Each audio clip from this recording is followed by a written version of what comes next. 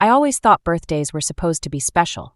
Instead, I'm standing in our kitchen, holding a hastily scrawled note that makes my hands shake. The morning light streams through the window, highlighting the empty coffee cup in the sink, Mom's favorite. The one with little painted daisies around the rim. Kella, honey. Victor and I need a fresh start. There's food in the fridge, and I left some cash in the drawer. You're almost 18 now, old enough to understand. Take care of yourself. Love, Mom. The words blur as I read them again. And again. My phone buzzes, probably Jasper with his annual midnight strike birthday message. I can't look at it. Can't move. The house feels different already, like someone sucked all the air out of it. I drift through the rooms, touching familiar things that suddenly feel foreign. Mom's reading glasses on the side table. Victor's Wall Street Journal from yesterday. Everything exactly where it should be, except them. The cash in the drawer turns out to be $300. $300 for 17 years of being her daughter. I stuff it in my pocket, not sure if I'm more angry or hurt. My phone buzzes again. This time I answer. Happy birthday, sweetheart. Grandma Eloise's voice fills my ear. I'm making your favorite chocolate cake. You're coming over later, right? I swallow hard. Gran, can I come now? There must be something in my voice because she doesn't hesitate. Of course. Is everything okay? No.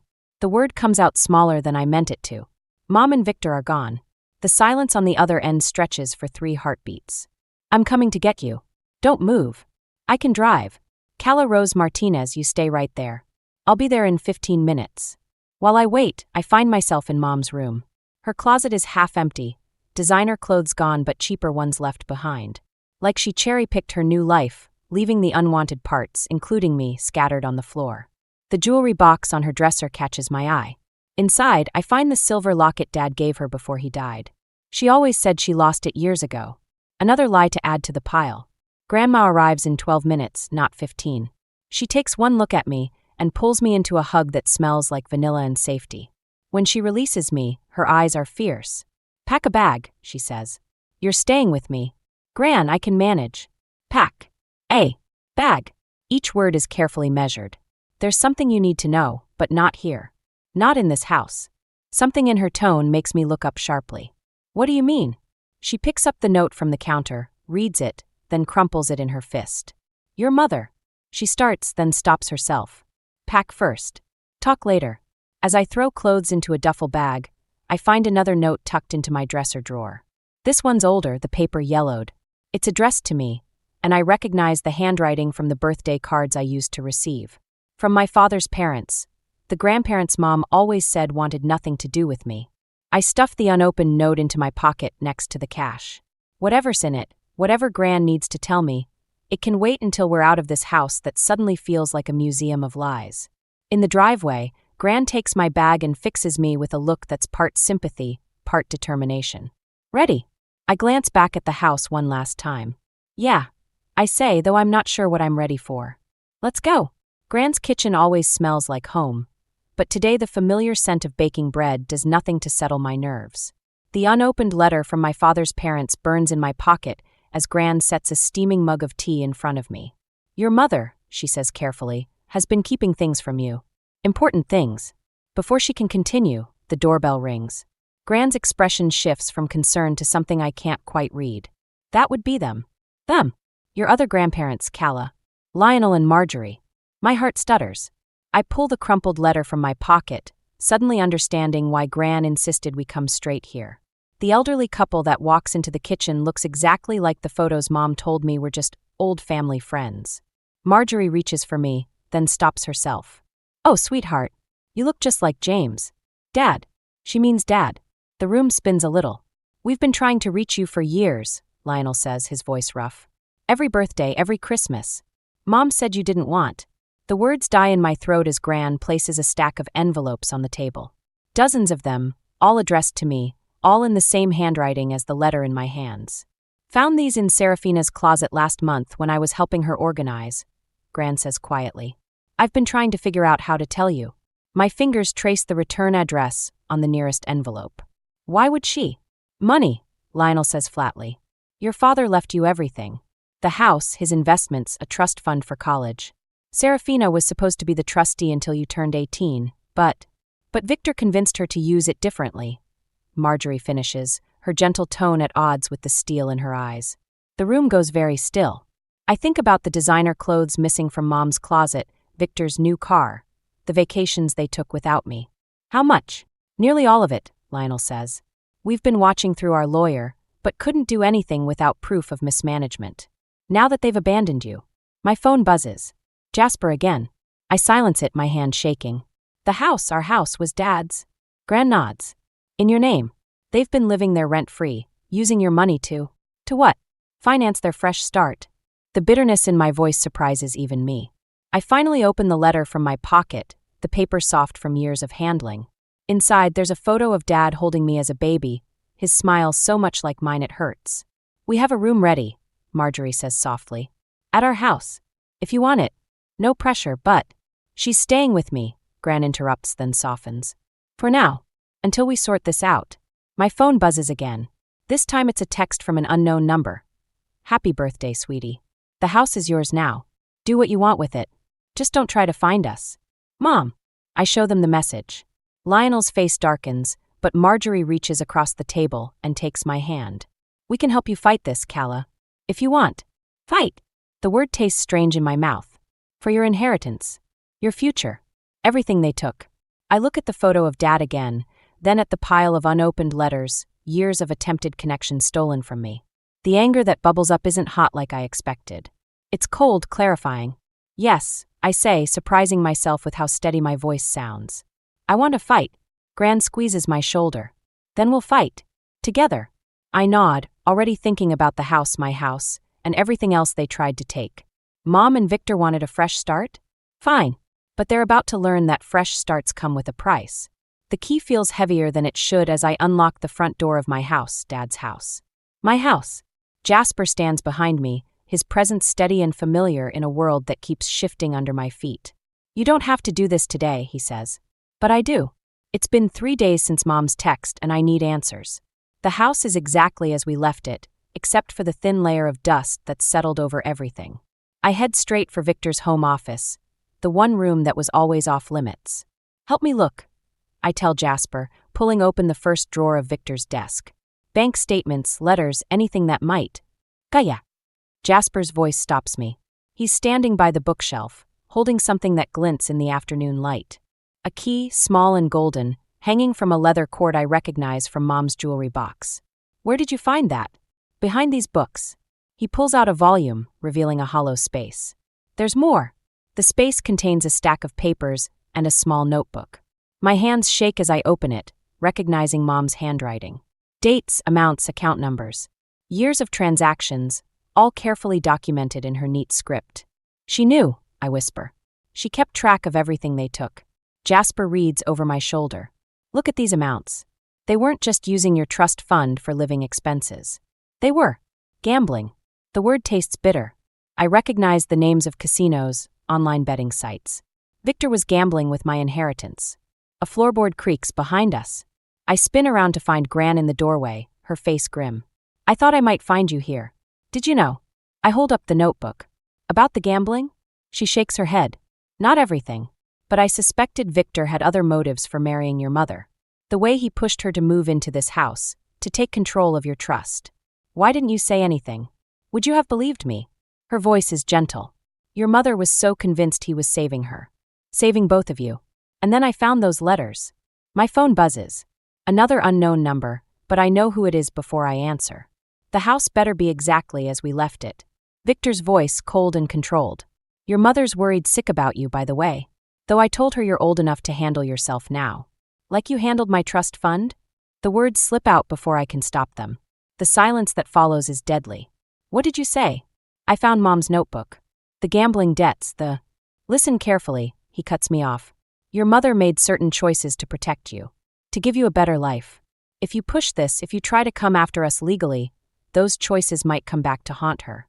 Do you understand what I'm saying? I think about Mom's careful documentation, years of tracking every dollar they took. Was she protecting herself or gathering evidence? Perfectly, I say and hang up. Jasper touches my arm. What are you thinking?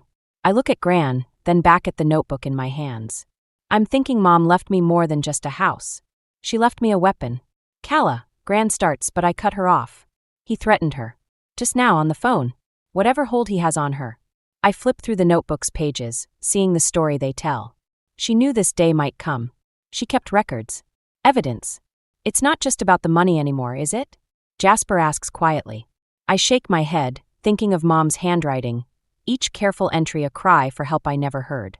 No. Now it's about setting her free. The afternoon sun slants through the office window, illuminating the dust motes in the air. Somewhere out there, my mother is living with the choices she made. But I'm done living with them. We need a lawyer, I tell Gran. And then we need to find them. The lawyer's office feels too small, too warm. Mr.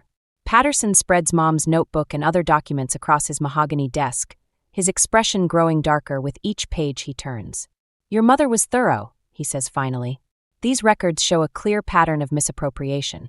But hangs in the air like smoke. Lionel shifts in his chair beside me. What aren't you telling us? Patterson slides a document forward. This was filed 3 years ago. Your mother gave Victor power of attorney over all your accounts. She signed everything over to him. Legally. The room tilts sideways. She what? There's more. He pulls out another paper. The house was transferred into their joint names last year. Your name isn't on any of it anymore. Marjorie's hand finds mine under the desk. I pull away, standing up so quickly my chair scrapes against the floor. That's impossible. Dad left everything to me. And your mother had legal authority to transfer it all. Patterson's voice is gentle. The question is why? My phone buzzes. A text from Jasper. Found something at the house. Come quick. I have to go, I say, already moving toward the door. Keep looking. There has to be something we can use. 20 minutes later, I'm back in Victor's office. Jasper stands at the desk, holding a USB drive. It was taped under the drawer. Look at this. He plugs it into his laptop. Video files pop up, dozens of them. Security camera footage. The first one shows Mom in Victor's office, tears streaming down her face as she signs papers. Sign it, Serafina. Victor's voice is soft, reasonable. Unless you want the police to know about Phoenix. Mom's hand shakes. Please, Victor. She's just a child. A child who deserves to know what kind of person her mother really is, don't you think? What's Phoenix? Jasper types it into the search bar. More files appear, newspaper clippings, police reports. My breath catches as I read the headlines. A fire, I whisper. At Dad's office. The night he died. Gaya. Jasper starts, but I'm already reading. The investigation ruled it accidental. But these documents, hidden copies of insurance papers, emails between Mom and someone named Marcus, tell a different story. Dad's life insurance policy, doubled just weeks before. Mom's desperate texts about needing money for medical bills, my medical bills from when I was sick as a kid. She did it, I say, my voice hollow. She needed the money and Victor must have found out. Jasper's voice is careful, measured. That's how he controls her. My phone rings. Gran's number. They found them, she says without preamble. Your mother and Victor. They're in Vegas. Of course they are. Where else would a gambling addict go? There's something else, Gran continues. Victor's been making withdrawals. Large ones. If they haven't already burned through what's left. I look at the frozen video frame of my mother's tear-stained face, then at the evidence of her greatest sin. The sin she committed for me. I'm going to Vegas, I say. Kaya, no. They took everything, Gran. And now I know why. My voice sounds strange, distant. Mom's not Victor's victim. She's his accomplice. And it's time they both faced what they've done. Jasper closes his laptop. I'm coming with you. No. I grab the USB drive. I need you to take this to Patterson. Make copies. If anything happens, nothing's going to happen. But we both know that's not true. Because now I understand, really understand, what people will do when they're desperate. What I might do myself. Vegas it is, I say, already planning my next move. Time to call their bluff. The Bellagio's lobby sparkles with artificial brightness, a stark contrast to the darkness I feel inside. I spot them immediately, Mom and Victor at the high-stakes poker table, her hand on his shoulder like everything's normal. Like she didn't help kill Dad. I adjust the USB drive in my pocket, remembering Patterson's words. Be careful. Evidence of criminal conspiracy works both ways. Victor sees me first. His smile doesn't reach his eyes. Well, if it isn't our runaway daughter. Kaya. Mom stands, wobbling slightly. The diamonds at her throat, Dad's diamonds, catch the light. Baby, what are you doing here? Phoenix, I say quietly. The color drains from her face. Victor's hand tightens around his cards. Ring any bells? Let's take this somewhere private, Victor suggests, his voice honey smooth. He leads us to a quiet corner of the hotel bar, ordering drinks like we're just a family having a chat. How much do you want? He asks once we're seated. Want? To keep quiet. About Phoenix, about the money, all of it. Name your price. Mom's hands shake as she reaches for me. Honey, you don't understand. What happened with your father? You mean how you burned down his office for the insurance money? The words taste like poison. While I was in the hospital. While he was working late. I didn't know he was there. The words burst from her like she's been holding them for years. It was supposed to be empty. Marcus promised. Serafina. Victor's warning is soft but clear. I pull out my phone, playing the video of Mom signing away my inheritance. Her face crumples as she watches herself cave to Victor's blackmail. You kept evidence, she whispers. All this time. Like mother, like daughter. I meet Victor's gaze. Except my insurance policy is digital. Copies everywhere. One click and it all goes public. The fire, the fraud, the gambling. Victor's smile turns predatory. You'd send your own mother to prison? You would know all about using family against each other, wouldn't you? Mom stands suddenly, swaying. I need air. Sit down, Victor snaps, but she's already walking away, unsteady on her designer heels. He turns back to me. You have no idea what you're playing with, little girl. Actually, I do. I stand too. Dad's life. My inheritance. Mom's freedom. Isn't that what you've been playing with all along? A security guard approaches our table. Mr. Reynolds, there's a situation with your wife. Victor's face darkens. He follows the guard, leaving me alone with my racing heart and trembling hands. My phone buzzes, Jasper. Patterson found something else, he says without greeting. About the fire. There was a second insurance policy in Victor's name, taken out 3 days before. The pieces click together just as screaming erupts from the direction of the hotel's rooftop bar. I run, following the sound, my heart pounding against my ribs. The elevator feels impossibly slow. I burst onto the roof to find Mom standing at the edge, her arms spread wide, Victor trying to talk her down.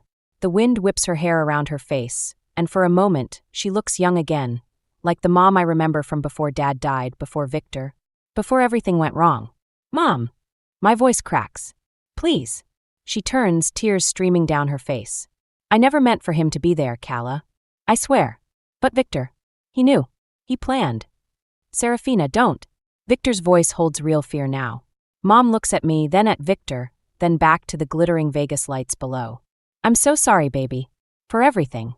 She takes a step backward toward the edge, and suddenly I realize that revenge isn't what I wanted at all. Everything happens in slow motion. I lunge forward as Mom steps back, my fingers barely grazing her sleeve. Security guards burst through the door. Victor shouts something I can't hear over the roaring in my ears. Then Mom stumbles, not backward toward the edge, but forward into my arms, collapsing like a puppet with cut strings. She's been drinking, Victor says quickly to the guards. And she took some pills. Shut up. My voice doesn't sound like my own. I cradle Mom's head in my lap as she shivers. Someone call an ambulance. No hospitals, Victor snaps. This is a private matter. Private like Dad's death? The words explode from me. Like the second insurance policy you took out before the fire? Victor goes very still. Mom's eyes flutter open, focusing on him with sudden clarity. What? What second policy? He knew Dad would be working late. I say, watching Victor's facade crack. Didn't he, Mom? That's what you were trying to tell me. The security guards exchange glances, one speaking quietly into his radio. Victor takes a step toward the door, but 2 more guards appear, blocking his exit. I trusted you, Mom whispers, her voice raw.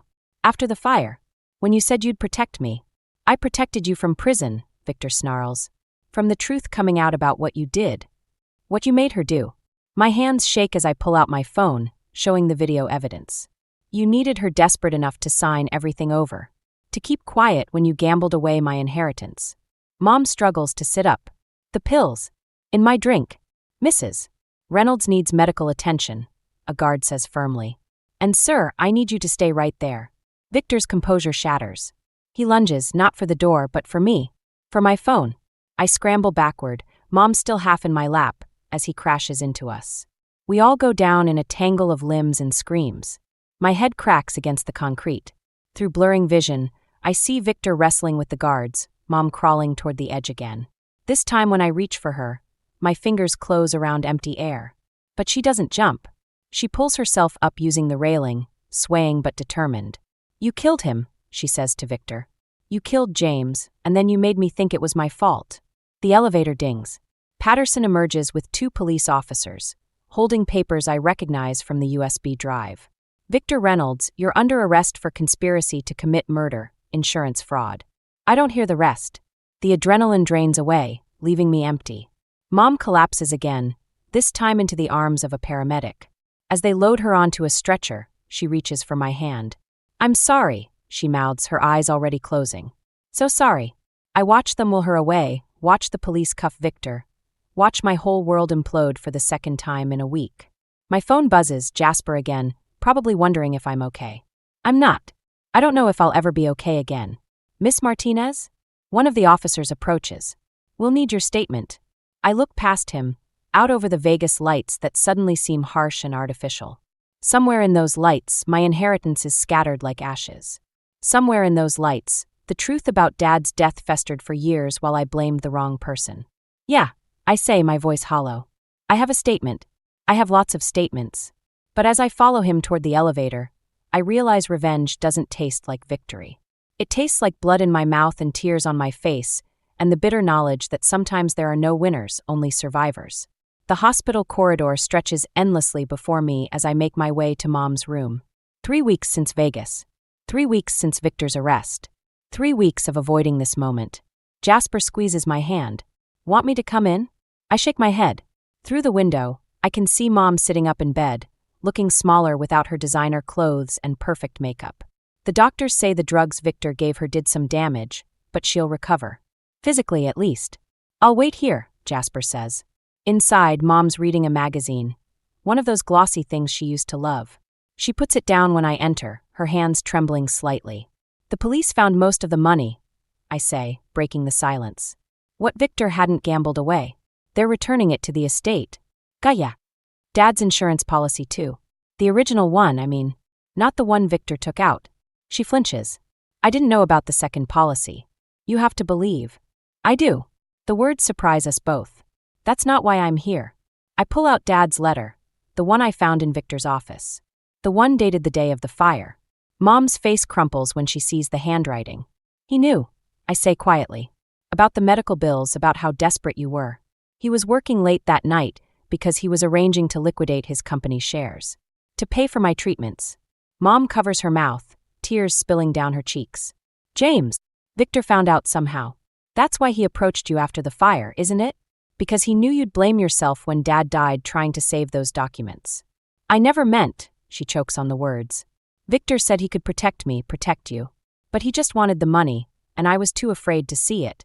I sit on the edge of her bed, feeling the weight of all our shared grief. "Gran told me something yesterday. About karma, and how sometimes it looks like revenge, but really it's just truth finding its way to the surface." "Are you?" She swallows hard. "Are you pressing charges?" "No." I meet her eyes. "But I'm not pretending anymore either. About any of it." She nods slowly, understanding what I'm not saying. "That forgiveness doesn't mean forgetting. That love doesn't erase consequences. Your father would be proud of you," she whispers, "for being stronger than both of us." I'm not stronger. I search for the right words. More honest, maybe. About what matters. Through the window, I see Jasper talking with Gran and my paternal grandparents, who've become regular fixtures in my life. They're all holding coffee cups, sharing some joke that makes Gran throw back her head laughing. "They're your family too," I tell Mom. "If you want them to be. After rehab, I mean." She touches the letter in my hands. "Do you think? Could I read it?" I hesitate, then hand it over. As she reads Dad's last words, I watch her face transform with grief and understanding and something that might be hope. "I'd like to try," she says finally. "To be better. To be worthy of." She gestures at the window, at the family waiting outside. I stand, smoothing my skirt. That's all any of us can do, right? Try to be worthy of the people who love us. As I turn to leave, she calls out softly, "Gaya, thank you for choosing truth over revenge." I pause at the door, thinking of all the ways revenge can disguise itself as justice, and all the ways truth can heal what revenge would only break. "Yeah," I say. "Me too." 6 months later, I stand in front of Dad's old office building, now renovated and ready for its new purpose. The sign reads James Martinez Youth Support Center in clean, simple letters. Behind me, a small crowd gathers for the opening ceremony. He would have loved this, Marjorie says, adjusting the ribbon we're about to cut. Using the inheritance to help other kids facing medical debt. I spot Mom at the edge of the crowd, looking healthier after completing rehab. She catches my eye and gives a small wave, not presuming to come closer. We're still finding our way back to each other, one careful step at a time. Jasper appears with the scissors. Ready? Wait! I pull out the letter, Dad's last letter, from my pocket. I've read it so many times the creases are soft as fabric. I want to read something first. The crowd quiets as I unfold the paper. My dearest Calla, I begin, my voice steady. By the time you read this, I'll have secured the funds for your treatment. No child should have to worry about money when they're fighting to survive. No parent should have to choose between saving their child and saving their soul. I pause, looking at Mom. Her eyes shine with tears, but she stands straight, accepting the weight of those words. Whatever happens, I continue, remember that true wealth isn't in bank accounts or property deeds. It's in the choices we make when everything seems lost. Choose compassion over revenge, understanding over anger. Choose to break cycles instead of perpetuating them. Lionel squeezes my shoulder. In the crowd, I see Gran dabbing her eyes with a tissue. You are my greatest legacy, Calla. Not my money or my business, but your heart, your resilience, your capacity for forgiveness. The last word catches in my throat. I fold the letter, tucking it away as Jasper hands me the scissors. Dad wrote that the night of the fire, I tell the crowd. He never got to give me the letter, but he gave me something better. He showed me what it means to turn pain into purpose. I cut the ribbon. Applause breaks out, but I barely hear it. I'm watching Mom slip away from the crowd, heading toward her car. Go, Gran whispers. Some cycles need to end with a beginning. I catch up to Mom in the parking lot. You don't have to leave. She turns, surprise flickering across her face. I thought, after everything, Dad was right, I say. About breaking cycles. About choices. I hold out my hand. Stay. Help me run the center. Show other families there's a way out besides desperation. She stares at my outstretched hand like it might burn her. How can you still want me in your life? Because you kept track, I say simply. All those years, you documented everything Victor did. Part of you was always fighting back, trying to protect me in your own way. I should have fought harder. We both should have done a lot of things differently. I keep my hand extended, but Dad also wrote about second chances. About choosing what happens next. Slowly, hesitantly, she takes my hand. Behind us, people are filing into the center, carrying hopes and fears as heavy as the ones we once carried. Maybe still carry. What happens next? She asks softly. I think about revenge, about justice, about how sometimes they're the same thing and sometimes they're opposites. I think about Dad's letter, about cycles breaking and healing beginning. We help people, I say, and we remember that the best revenge against darkness is creating light. Together, we walk back toward the center, toward whatever comes next, carrying our scars like medals of survival and our hope like a torch to light the way forward.